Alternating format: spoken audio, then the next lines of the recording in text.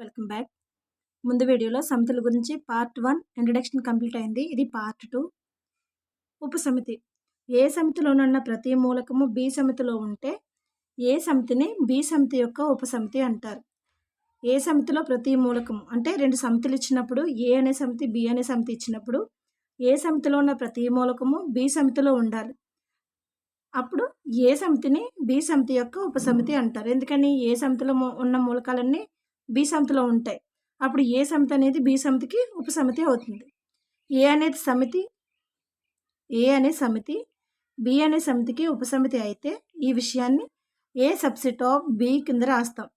A subset of B కింద రాస్తాం మనం. ప్రతి సమితి దానికదే ఉపసమితి అవుతుంది. ప్రతి సమితి కూడా దానికదే ఉపసమితి అవుతుంది. ఇది ఆల్రెడీ ముందు వీడియోలో చెప్పాము. ప్రతి సమితి కూడా దానికదే ఉపసమితి అవుతుంది. ఏ సబ్సెట్ బి అయితే సమితి బిని ఏ సమితికి ఉన్నతి సమితి అంటారు. ప్రతి సమితి దానికదే ఉపసమితి అవుతుంది. ఏ సబ్సెట్ ఆఫ్ బి అయితే సమితి బిని ఏ సమితికి ఉన్నతి అంటారు, ఉన్నతి సమితి. అలా కాకుండా ఏ సమితిని బికి ఏమంటారు, ఉపసమితి అంటారు.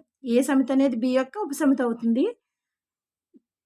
ఏ సబ్సెట్ ఆఫ్ బి అయితే సమితి బిని ఏకి ఏమంటారంటే ఉన్నత సమితి అంటారు, ఉన్నత సమితి. దీన్ని బి సబ్సెట్ ఆఫ్ ఏ కింద రాస్తారు. ఏ సబ్సెట్ బి మరియు A is not equal to B అయితే ఏని బి యొక్క క్రమోపసమితి అంటారు. ఏ సబ్సెట్ బి అయ్యి A is not equal to B అయితే ఏని బి యొక్క క్రమోపసమితి అంటారు. సో బిలో లేనట్టి ఒక మూలకమైన ఏలో ఉంటే ఏ సమితి బి సమితికి ఉపసమితి కాదు. ఎందుకని బిలో లేనట్టి ఒక మూలకం ఏలో ఉంటే ఏ సమితి బి సమితికి ఉపసమితి కాదు. ఎందుకని ఇక్కడ A is not equal to B అయితే దాన్ని ఏమన్నారు, ఏని బి యొక్క క్రమోపసమితి అన్నారు. బిలో లేనట్టి ఒక మూలకం, బిలో లేని ఒక మూలకం ఏలో ఉంది అంటే అది ఏ సమితి బి సమితికి ఉపసమితి కాదు. మనకి ఉపసమితి అంటే ఏంటి, ఏ సమితిలో ఉన్న ప్రతి మూలకము బి సమితిలో ఉంటేనే అది ఏ సమితి అనేది బి యొక్క ఉపసమితి అవుతుంది. ఇక్కడ మనకి ఏమన్నారు, బిలో లేనట్టి ఒక మూలకం అంటే బిలో లేని ఒక మూలకము ఏలో ఉంది. అప్పుడు ఏమవుతుంది, ఏ సమితి బి సమితికి ఉపసమితి కాదు. నెక్స్ట్ పి అనే ప్రతి శూన్యేతర సమితికి కనీసం 2 ఉపసమితులు ఉంటాయి. ఫర్ ఎగ్జాంపుల్ పి అనే సమితిని తీసుకున్నారు. పి అనే ప్రతి శూన్యేతర సమితికి, శూన్యేతర అంటే అందులో మూలకాలు ఉంటాయి. ప్రతి శూన్యేతర సమితికి, పి అనే ప్రతి శూన్యేతర సమితికి కనీసం 2 ఉపసమితులు ఉంటాయి. ఏ అనే ఏకమూలక సమితికి 2 ఉపసమితులు ఉంటాయి. ఏ అనే ఏకమూలక సమితికి 2 ఉపసమితులు ఉంటాయి. అదేంటి, ఒకటి శూన్య సమితి అంటే పై, ఇంకొకటి ఏ అనేది ఏకి ఉపసమితి అవుతుంది. మళ్ళీ శూన్య సమితి కూడా, ఎందుకని ప్రతి సమితి కూడా దానికదే ఉపసమితి అన్నారు కదా, శూన్య సమితి కూడా ఉపసమితి అవుతుంది. ఏ అనే సమితికి శూన్య సమితి కూడా ఉపసమితి అవుతుంది. దానికదే సమితి కూడా ఉపసమితి అవుతుంది. అంటే ఏకి ఏ అనేది ఉపసమితి అవుతుంది. నెక్స్ట్ ఏబీసీలు 3 సమితులైతే ఏ సబ్సెట్ ఆఫ్ బి మరియు బి సబ్సెట్ ఆఫ్ సి అయితే ఏ సబ్సెట్ ఆఫ్ సి అవుతుంది. మనకి 3 సమితులు ఇచ్చారు. 3 సమితులు ఇచ్చినప్పుడు ఏలో ఉన్న మూలకాలు బిలో ఉంటూ, బిలో ఉన్న మూలకాలు సిలో ఉంటూ, మళ్ళీ ఏలో ఉన్న మూలకాలు సిలో ఉంటే అది సమితి అవుతుంది. ఇక్కడ ఈ విధంగా అంటే 3 సమితులు ఇచ్చినప్పుడు ఏ సబ్సెట్ ఆఫ్ బి అయింది, బి సబ్సెట్ ఆఫ్ సి అయింది. అప్పుడు ఏమవుతుంది, ఏ సబ్సెట్ ఆఫ్ సి కూడా ఉపసమితి అవుతుంది. అంటే ఏకి సికి ఏ అనేది కూడా ఉపసమితి అవుతుందని అర్థం. నెక్స్ట్ సమితి ఏలో n మూలకాలుంటే ఏ యొక్క ఉపసమితుల సంఖ్య 2n. ఇది ఇంపార్టెంట్. సమితి ఏలో n మూలకాలుంటే ఏ యొక్క ఉపసమితుల సంఖ్య 2n. Therefore number of A equal to n అయితే ఏ యొక్క ఉపసమితుల సంఖ్య ఏమవుతుంది, 2n అవుతుంది. Number of A equal to N అయితే, number of A equal to N అయితే ఏ యొక్క ఉపసమితుల సంఖ్య ఎంత అవుతుంది? 2n. సమితి ఏలో n మూలకాలుంటే ఏ యొక్క క్రమ ఉపసమితుల సంఖ్య 2n-1. సో ఈ బిట్టు ఇది ఇంపార్టెంట్. సమితి ఏలో n మూలకాలుంటే ఏ యొక్క క్రమ ఉపసమితుల సంఖ్య 2n-1. Therefore number of A equal to p అయితే ఏ యొక్క క్రమ ఉపసమితుల సంఖ్య ఏమవుతుంది? n బదులు మనం p పెట్టుకుంటాం. అంటే ఇదేమవుతుంది? 2p-1 అవుతుంది. n ఈక్వల్ టు ఇక్కడ n ఈక్వల్ టు p అయింది, అంతే తేడా. అప్పుడు ఏమవుతుంది? ఇక్కడ n అన్నారు, ఇక్కడ p అన్నారు. సో అప్పుడు ఏమవుతుంది? 2n-1 అనేది 2p-1 కింద చేంజ్ అవుతుంది. నెక్స్ట్ ఘాత సమితి. దత్త సమితి ఏకి గల ఉపసమితులన్నీ మూలకాలు గల సమితిని ఏ సమితి యొక్క ఘాత సమితి అంటారు. మనకి ఒక సమితి ఇచ్చారు. దత్త సమితి ఏకి గల ఉపసమితులన్నీ మూలకాలు గల సమితిని, అంటే ఉపసమితులన్నీ అన్నారంటే దత్త సమితి ఏకి గల ఉపసమితులన్నీ మూలకాలు గల సమితిని ఏని ఘాత సమితి అంటారు. దీనిని p ఆఫ్ ఏతో సూచిస్తారు. ఘాత సమితిని p ఆఫ్ ఏతో సూచిస్తారు. సమితి ఏలో n మూలకాలుంటే దాన్ని ఘాత సమితి. p ఆఫ్ ఏలో 2n మూలకాలు ఉంటాయి. ఏ సమితిలో n మూలకాలు ఉంటే p ఆఫ్ ఏలో ఎన్ని మూలకాలు ఉంటాయి? 2n మూలకాలు ఉంటాయి. అంటే number of A equal to m అయితే number of p of A equal to 2m అవుతుంది. నెక్స్ట్ సార్వత్రిక సమితి లేదా విశ్వ సమితి. ఇది ఆల్రెడీ ముందు చెప్పాను, ఒకసారి మళ్ళీ ఎక్స్ప్లెయిన్ చేస్తాను. ఒక సమస్యకు సంబంధించిన సమితులన్నిటినీ ఉపసమితులుగా కలిగి ఉన్న సమితిని సార్వత్రిక సమితి లేదా విశ్వ సమితి అంటారు. దీన్ని మ్యూతో లేదా యు అనే అక్షరాలతో సూచిస్తారు.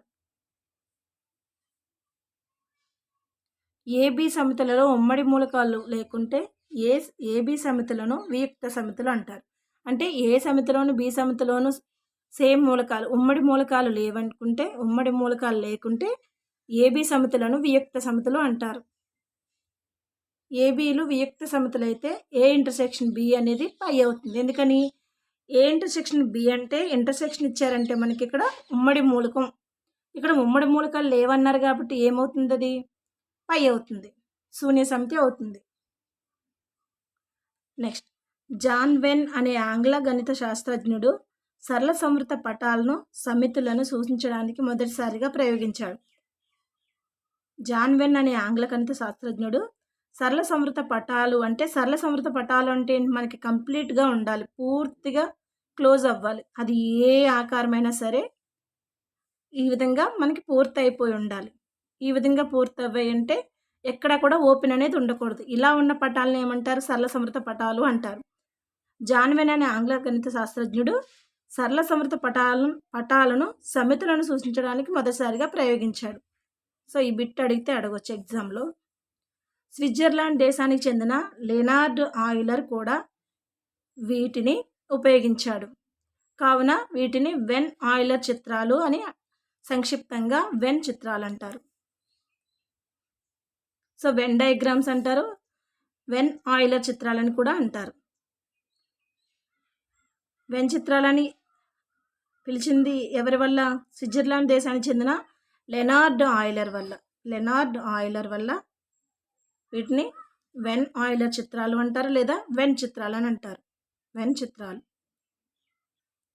సో సరళ సంవృత పటాలంటే పూర్తిగా కూడా క్లోజ్ అయిపోయి ఉంటాయి. అది ఏ డయాగ్రామ్ అయినా, సర్కిల్ అయినా, ట్రయాంగిల్ అయినా, ఓవల్ షేప్ అయినా కంప్లీట్ అవుతుంది, ఓపెన్ ఏమీ ఉండదు.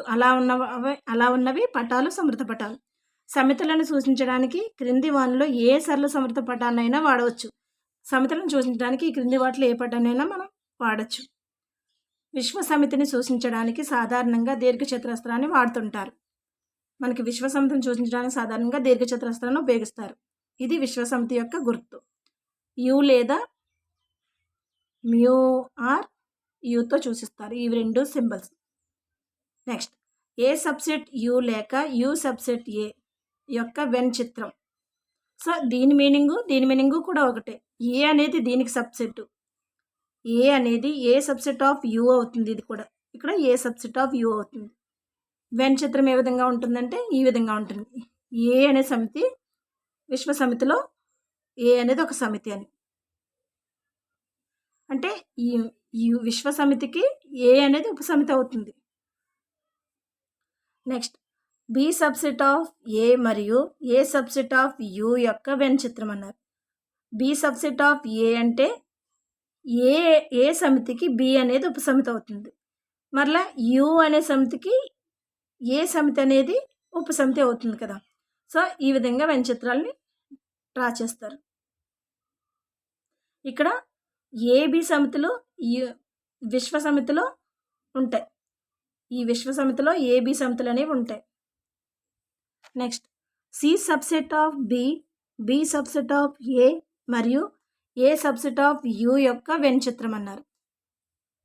సి సబ్సెట్ ఆఫ్ బి, బికి సి అనేది ఉపసమితి, ఏకి బి అనేది ఉపసమితి, యుకి ఏ అనేది ఉపసమితి యొక్క వెన్ చిత్రం ఏ విధంగా ఉంటుందంటే ఈ విధంగా ఉంటుంది. ఇది సి అనే సమితి, ఇది బి అనే సమితి, ఇది ఏ అనే సమితి, ఈ మూడు కూడా యు అనే సమితిలో ఉంటాయి. సో యు సమితికి ఇవి మూడు కూడా ఉపసమితులు అవుతాయి. నెక్స్ట్ ఏబి సమితుల సమ్మేళనం. ఏబి సమితుల సమ్మేళనం దీన్ని ఏ విధంగా సూచిస్తారంటే ఏ యూనియన్ బి. యూనియన్ అంటే ఇక్కడ యూనియన్ అంటే సమ్మేళనం.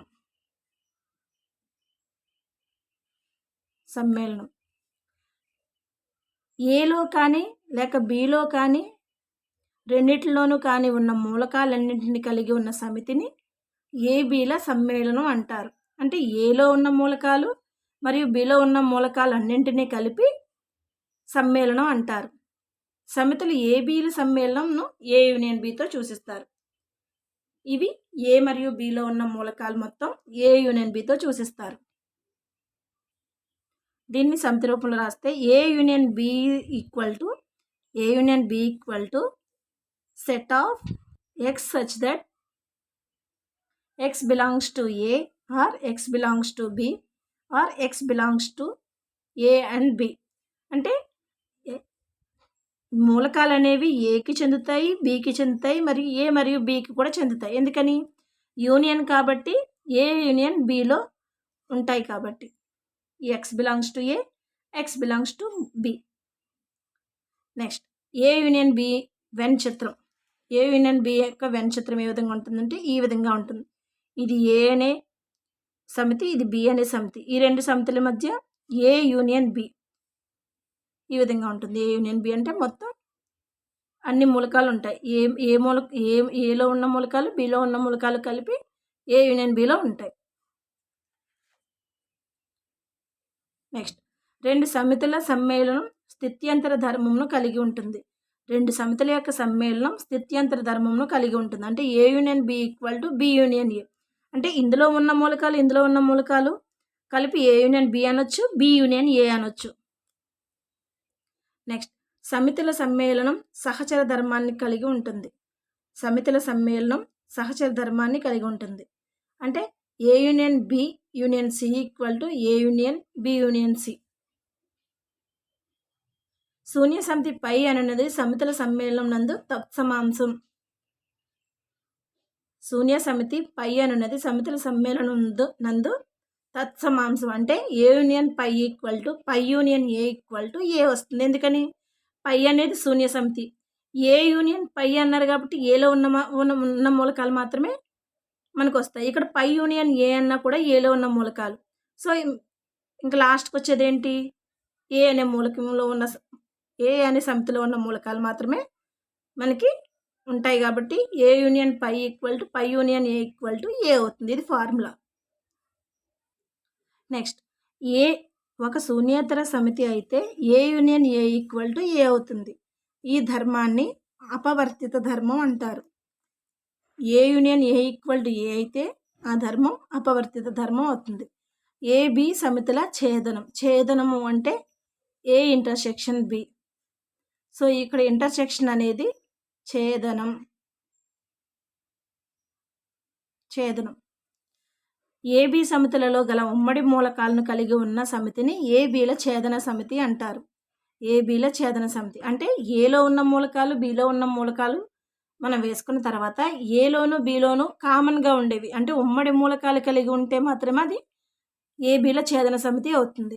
ఏబీల ఛేదన సమితిని ఏ ఇంటర్సెక్షన్ బితో సూచిస్తారు. అంటే ఏబీల ఛేదన సమితిని ఏ ఇంటర్సెక్షన్ బిచే సూచిస్తారు.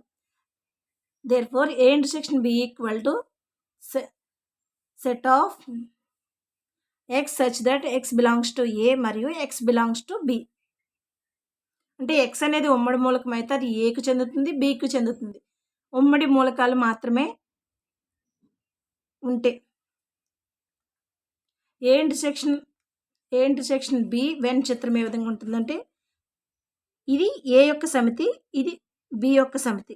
ఏ యొక్క సమితిలో ఉన్నవి మనకి స్లీపింగ్ లైన్లో ఉన్నవన్నీ కూడా ఏ యొక్క సమితిలో ఉన్న మూలకాలు, స్టాండింగ్ లైన్లో ఉన్నవన్నీ కూడా మనకి బి సమితిలో ఉన్న మూలకాలు. సో ఈ రెండింటికి ఉమ్మడి మూలకాలు ఏమున్నాయి, ఇక్కడ స్టాండింగ్ లైన్, స్లీపింగ్ లైన్లో ఉన్నవి మాత్రమే, ఇక్కడ ఈ ఉమ్మడిగా ఉన్నవి మాత్రమే ఏ ఇంటర్సెక్షన్ బి అవుతాయి. సో ఇక్కడ వేసాను చూడండి, ఇది ఏలో ఉన్న మూలకాలు, ఇవి బిలో ఉన్న మూలకాలు. ఈ రెండింటిలో ఉమ్మడిగా ఉన్న మూలకాలు ఏవంటే ఈ విధంగా ఉన్నవి ఉమ్మడి మూలకాలు, ఈ విధంగా ఉన్నవి ఉమ్మడి మూలకాలు అవుతాయి, ఏ ఇంటర్సెక్షన్ బి అవుతాయి. నెక్స్ట్, సమితుల ఛేదనము స్థిత్యంతర ధర్మమును కలిగి ఉంటుంది. సమితుల ఛేదనం అనేది స్థిత్యంతర ధర్మమును కలిగి ఉంటుంది. అంటే A intersection B equal to B intersection A అవుతుంది. సో ఏ ఇంటర్సెక్షన్ బి అన్నా బి ఇంటర్సెక్షన్ ఏ అన్నా ఇవి మాత్రమే కాబట్టి స్థిత్యంతర ధర్మాన్ని పాటిస్తుంది. సమితుల ఛేదనము సహచర ధర్మమును కలిగి ఉంటుంది. అంటే ఏబీసీలు మూడు సమితులైన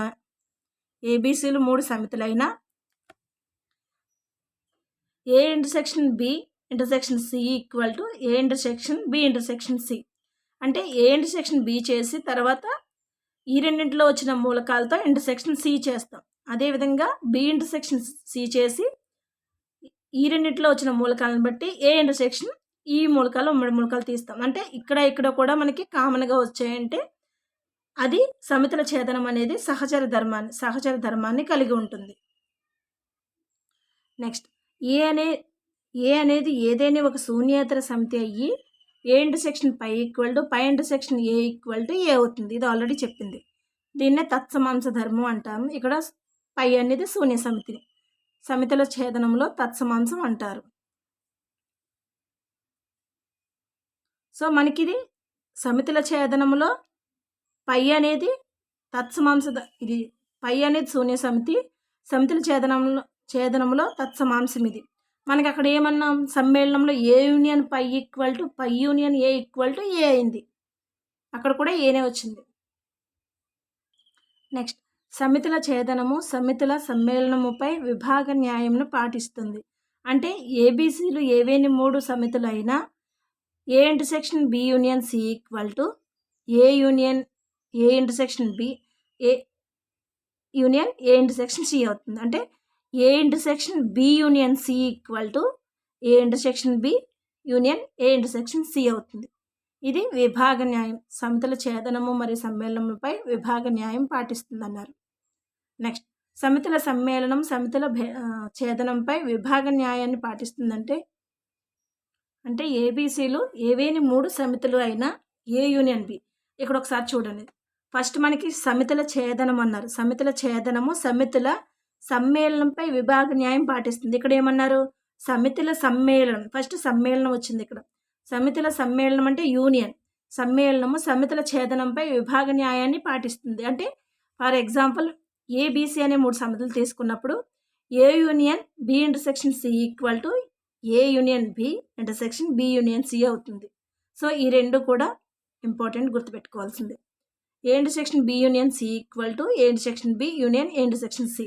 ఇక్కడ A union B intersection C equal to A union B intersection B union C. Next, number of A union B equal to number of A plus number of B minus number of A intersection B. మరియు number of A union B equal to number of A minus B plus number of B minus A plus number of A intersection B. ఇది formula. Maximum ఇది important, ఇది ఎక్కువ గుర్తుపెట్టుకోవాలి. Next పూరక సమితి. విశ్వ సమితి యుకి చెంది ఏ సమితికి చెందని మూలకాలున్న సమితిని ఏ సమితి యొక్క పూరకం అంటారు.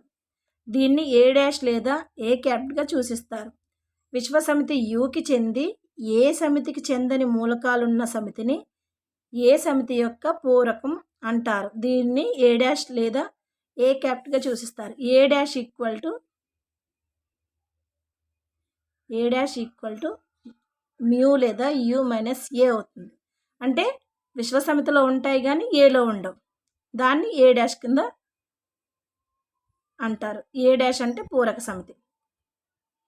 ఏ cap equal to x such that X belongs to U మరియు x does not belongs to A, మరియు A equal to x such that set of X such that X belongs to U మరియు x belongs to A dash లేదా A cap.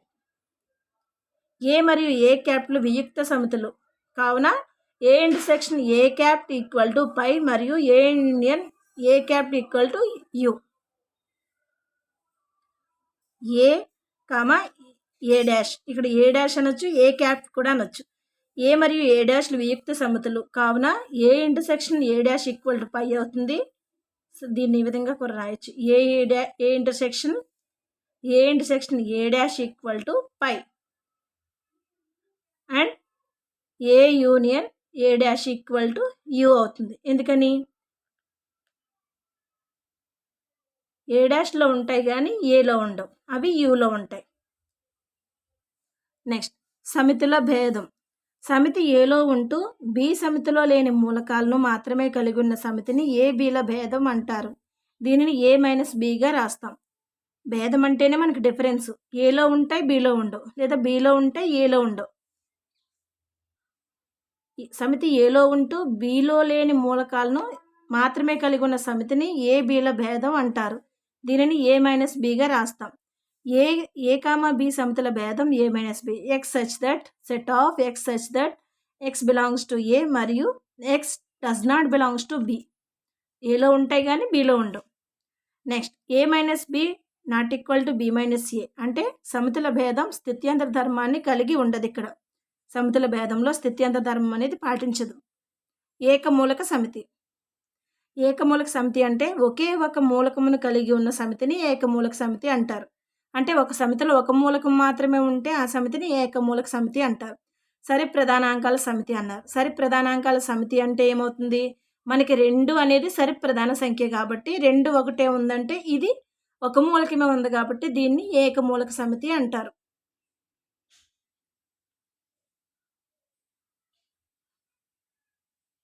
సమితుల్లో కొన్ని formulas. Number of A union B equal to, already మనం discuss చేసుకునే కొన్ని వస్తాయి ఇందులో. Number of A union B equal to number of A plus number of B minus number of A intersection B. Number of A union B union C equal to number of A plus number of B plus number of C minus number of A intersection B minus number of B intersection C minus number of C intersection A plus number of A intersection B intersection C. Number of A అనేది సమితి ఏలోని మూలకాల సంఖ్యను సూచిస్తుంది. A union B equal to B union A. A union B అన్నా B union A అన్నా ఒకటే. A intersection B equal to B intersection A. అంటే ఏ ఇంటర్సెక్షన్ బి అన్నా బి ఇంటర్సెక్షన్ ఏ అన్నా ఒకటే. A union phi equal to A. A intersection phi equal to పై. ఎందుకని శూన్య సమితిలో మూలకాలు ఏముండవు.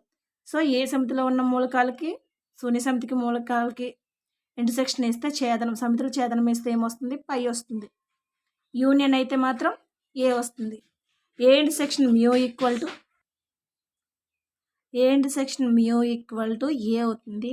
ఏ union mu equal to mu అవుతుంది. ఎందుకని ఏ ఇంటర్సెక్షన్ మ్యూ అంటే ఏలో ఉన్న మూలకాలు, అంటే విశ్వ సమితిలో ఉన్న మూలకాలకి ఏకి ఇంటర్సెక్షన్ వేస్తే ఏలో ఉన్న మూలకాలు మాత్రమే వస్తాయి. ఏ యూనియన్ మ్యూ అంటే మ్యూ వస్తుంది.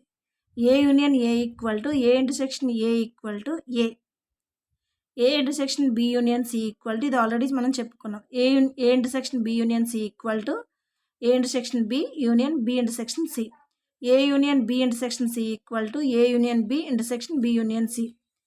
A union B whole dash equal to A dash intersection B dash. A intersection B whole dash equal to A dash union B dash. Phi dash equal to mu, mu dash equal to phi. So సమితుల్లో ఉన్నవి ఇవి formulas. ఇది introduction part 2 అనేది complete అయింది. Next video నుంచి problems complete చేస్తాం. Thank you. ఈ video కనుక మీకు నచ్చితే లైక్ చేసి సబ్స్క్రైబ్ చేయండి, వీలైతే షేర్ చేయండి. సబ్స్క్రైబ్ చేసిన తర్వాత బెల్ ఐకాన్ వస్తుంది. బెల్ ఐకాన్ క్లిక్ చేస్తే నేను పెట్టే ప్రతి వీడియో కూడా మీకు నోటిఫికేషన్ కింద వస్తుంది. ఇందులో ఏమైనా డౌట్స్ ఉంటే నాకు కామెంట్స్ రూపంలో తెలియజేయండి. ఇంకా ఏదైనా ఫర్దర్గా మీకు కావాలి, సబ్జెక్ట్ మీద ఏదైనా టాపిక్ మీద కావాలంటే నాకు కామెంట్స్ రూపంలో తెలియజేయండి. Thank you.